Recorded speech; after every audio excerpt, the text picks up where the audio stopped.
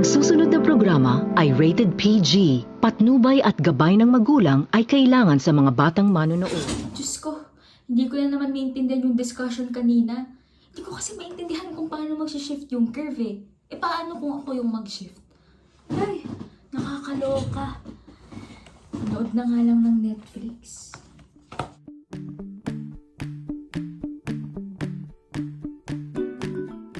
Papayag ka ba na bumaba ang presyo ng bilihin, subalit katumbas nito ang malaking kawalan ng trabaho sa ekonomiya? Alamin natin yan dito lamang sa Iskanamista TV. Ang ganitong mga bagay ay tinatawag nating trade-off, kung saan meron kang dalawang opsyon at iisa lamang ang maaari mong piliin sa parehong oras habang pakakawalan ang ikalawa. Naku, naranasan mo na ba yun? Ang hindi mapili. Halimbawa, mas pinili mong pumarty kaysa mag-aral para sa exam ninyo kinabukasan. Ang mataas na grado ang iyong opportunity cost. Sa larangan ng inflation at unemployment, kung gusto natin babaan ang inflation rate, kinakailangan natin taasan ang unemployment rate na magre-resulta ng small opportunity for job vacancies o pagli-layoff ng mga empleyado. Oh, mukhang konektado dito yung discussion namin sa money supply ah. Upang babaan ang price level, kinakailangan ng Bangko Sentral ng Pilipinas bawasan ang supply ng pera sa ekonomiya.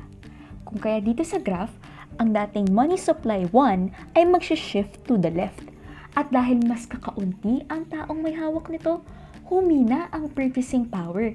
Kung kaya, pababa rin ang presyo ng mga bilihin. Ang dating 4 pesos ay magiging na siyang 2 pesos.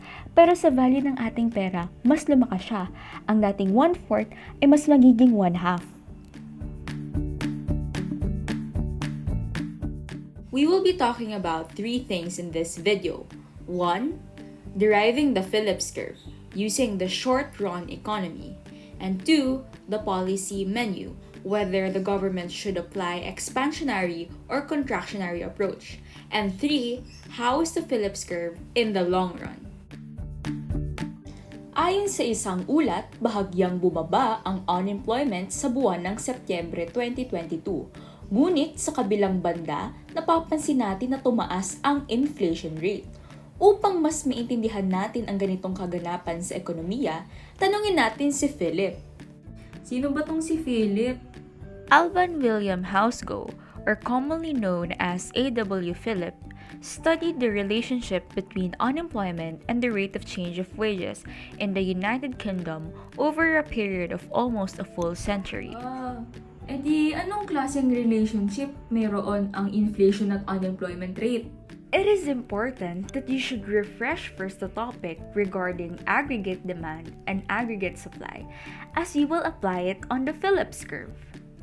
If we have a low aggregate demand, it may cause layoff of workers or higher rate of unemployment. Why so? Because the firm does not need a high demand in labor to produce a big amount of output, since the aggregate demand is low. Therefore, the price level goes down. However, if we have a strong aggregate demand, it results in a higher rate of inflation, therefore lower unemployment rate. Let us now discuss the short-run aggregate demand and aggregate supply and the short-run Phillips curve. Remember, nominal variables are placed in the y-axis and the real variables in the x-axis. On the left graph, it shows the graph of aggregate demand and aggregate supply. The y-axis represents the price level. Meanwhile, the x-axis represents the real GDP or outcome. Now, suppose that point A has a price level of 0, and so it has lower real GDP that is equal to $5 million. And that point A is somewhere in the Phillips curve. Shifting our attention to the short-run Phillips curve graph, point A shows a 0% in inflation rate and 8% in unemployment rate. What did we say a while ago?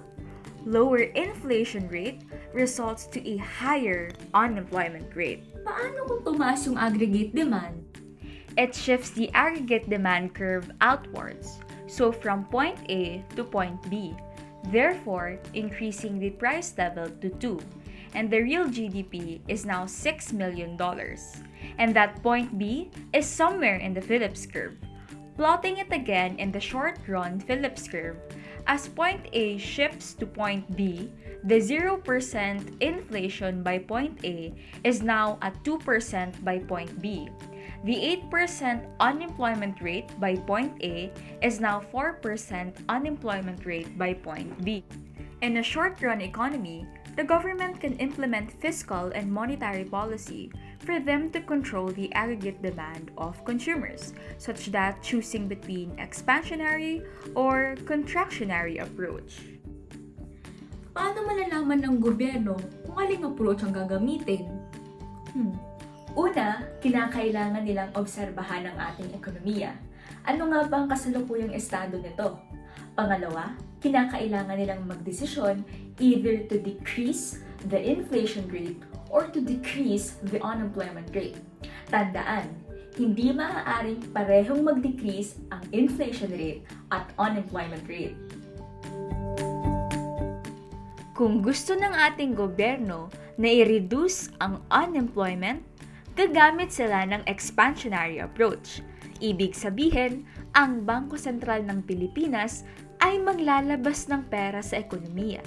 Therefore, increase in money supply, as well as increasing aggregate demand. It would also mean to increase price level, causing higher inflation rate. Pero, matagumpay nilang naabot ang layunin na babaan ang unemployment rate. At kung gusto nila babaan ang inflation rate, contractionary approach ang gagamitin. Babawasan nila ang perang ipinapasok sa ekonomiya, therefore decreasing aggregate demand dahil hindi sapat ang perang hawak ng mga tao, causing the aggregate demand to decrease. Sa side ng mga firms, maaaring hindi na sila tatanggap ng mga bagong empleyado. Resulta nito ang mataas na unemployment Hindi na pa natin rate. pinag-uusapan ng short run. Paano naman gumagana ang Phillips curve sa long run? In the lens of classical economics, we assume that output is fixed, so aggregate supply curve is illustrated in the vertical line. If the aggregate demand increase, only prices changes, but the real variables such as output and unemployment does not change. In the Phillips curve, when an economy has a high inflation rate, it maintains its natural rate of unemployment. Therefore, the negative relationship between inflation and unemployment is no longer applied. Hence, the trade-off disappears. The Bangko Sentral will use the contractionary approach to cause this inflation. Reducing the money supply corresponds to a decrease in aggregate demand, but this means increasing unemployment rate. Now let me ask you a question. In what case the trade-off diminishes? On this graph, assume that we are in short run, having a high unemployment rate. In order to reduce that, the government supplies more money in the economy. In return, the economy suffers in high inflation, pushing point A to point B. The trade-off is still present. We have a low unemployment rate and high inflation. But in the long run, the unemployment rate will return to its original state after a few years. However, the inflation rate remains the same. Point B shifts outward to point C. Therefore, the economy has a high inflation rate and high unemployment rate. Hence, the trade-off is no longer applied.